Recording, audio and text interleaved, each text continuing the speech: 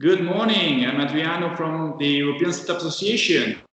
Here we go with another interview to one of our members, and he is Tomasz Mazuryk. Is it the right pronunciation, Tomasz? Yeah, you almost made it. Tomasz Mazuryk. That's the Tomasz pronunciation. Mazuryk. Okay, thank you, Tomasz. And yes, he's one representative of the funding box, Deeptek Fund. And Tomasz, first of all, thank you. We are very happy to have you on board to our association. Likewise, it's a pleasure. And yes, can you tell us about your background, your experience, and what are you doing now? All right. Also, I've been whole my life an entrepreneur. In mid-90s, I created my first company, which was the software house. Later on, I created the NetSprint, which was the first Polish search engine. It was in the pre-Google era. And after a successful exit in 2006, after selling NetSprint to Orkla Media, a Norwegian media company, I've joined Econet, and out of Econet we have spun off FundingBox group, company supporting startups across Europe, doing the acceleration programs, and we've been doing this successfully over last 8-9 years. And just recently, we have created FundingBox Deeptek Fund as the next logical step. So basically, the best startups from FundingBox acceleration pipelines will be those ones that will be considering as an investment through our newly created FundingBox Deeptek Fund. Okay, perfect. Thank you. And when we talk about Deeptek, what do you mean exactly? Well, by Deeptek, we mean all those startups, all those companies that have a clear technological advantage, coming from unique knowledge, unique algorithms, patents, etc. So we are not limiting ourselves to any specific verticals. We look at the Deeptek broadly, but we are always seeking the competitive advantage. Okay, perfect.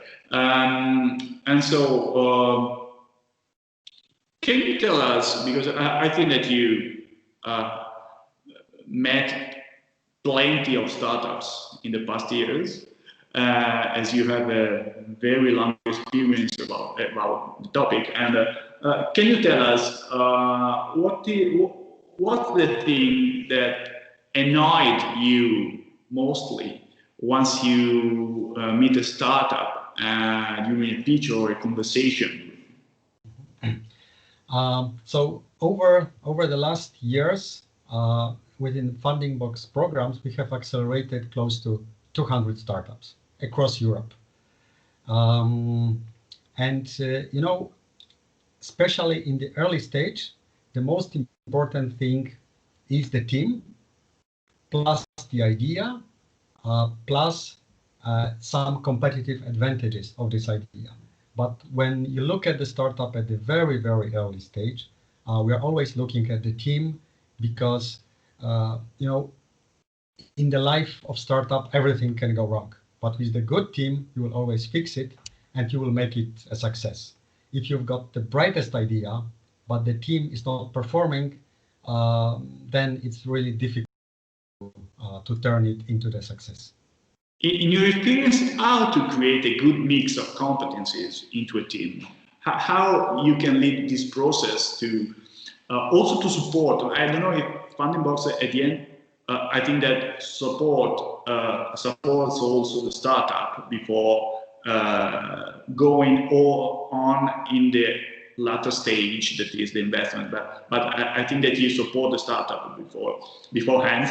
And so what are the main driver to create a very well mixed competent team, and how you can support them to create a very good service or product for the market? Well, during even before investment, during the acceleration that typically lasts between 6 and 12 months, we are working closely with the teams. So we are looking at them, how they are performing, if there are any gaps, and where the specific team needs a specific support, which competencies are lacking. So yes, that's true, but even in the preparation phase, we are looking very precisely into the team. And this becomes also the crucial decision for the investment. If you see team performing well over the acceleration process, and we call this period life due diligence. So it's not like that we are looking just at the papers and the documents. We are investing into the startups, into the teams that we know, that we have learned how they are dealing in specific situations, in stress, in difficult moments. So that's a very, very precious knowledge. But obviously, after the investment, our intention is to support over the whole life within our fund.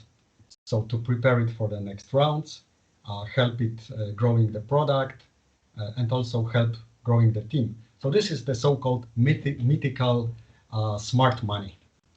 Yes, it's a myth in any sense. Yeah, and yes. So the trust, you can, I can say, if I can summarize, you need to find the trust in the team to face everything that can go in a bad way, their long path to become successful.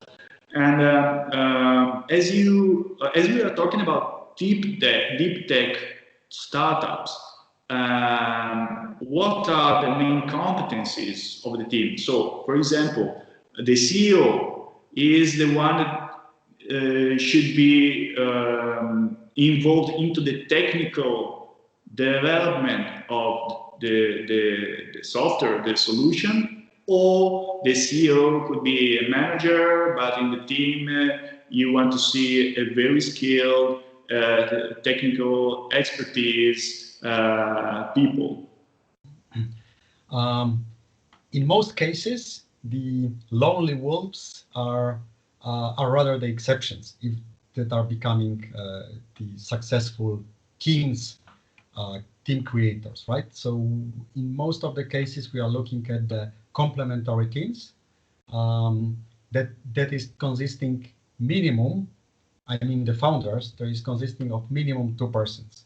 One, the so-called CEO with the business skills, business development skills, and so-called the CTO, the person responsible for technology. But obviously, when the startup grows, it is also important to have the proper person responsible for the operations, and so on and so on. The good starting point is this business person, CEO, and the technical person, CTO. In case of the deep tech startups, we are also looking carefully if there is a scientific component. So if the technical co-founder has experience coming from the university, from an RTO, maybe he holds a PhD title. So this is also this is an advantage. Yeah. I understand. Yes, and what can be your suggestions or practical tips for new teams of startups into the deep tech sector? So if you can suggest something to them, what's the main suggestion you can give? Of course, I will not give the suggestion what they should do, because actually this is the team founders that are supposed to come up with their ideas, and our role is to assess them. The advice that I would like to give to the potential companies that could apply to our fund is make your pitch clear, transparent. Don't make it too scientific. We would like to see the practical implementation. We would like to see the revenue behind it, because each founder has to understand the logic behind the venture capital. Venture capital has its own investors, our LPs. They are seeking to return their money. So this is not the money that we are giving to startups just to have some fun and work on something. In the end, we are expecting return of investment. So we are expecting that startup is going to be successful. So when making our decision about investing or not in specific startup, we look at the potential return of investment. And this should be the high number, like 10x or more. Obviously, we know that since this is the early stage, many things will go wrong and many of those startups will go bust. But those that will survive should help us return the money to our investors, and not only return money, also give them the nice profits. You told us before that you evaluate ideas, team, and I have a couple of questions. Do you ask the startups to have a minimum viable product to apply for? The first one. And the second one is, do you look at the revenues already made by the startup or not? All right. So to the first question about the MVP, yes, definitely. We don't believe in founders that come and say, here on paper, we've got a brilliant idea. If you give us money, we'll turn it into a success thing. So this is not going to work. If the startup team is not able to convince us that they've bootstrapped something, they've created something on their own, with their own money, with investment from the families, then we are not likely to invest. And if there is a company at the too early stage for the fund, we might consider inviting this company into one of our acceleration programs to see how they perform and how they get to the venture readiness. So this is one of the options.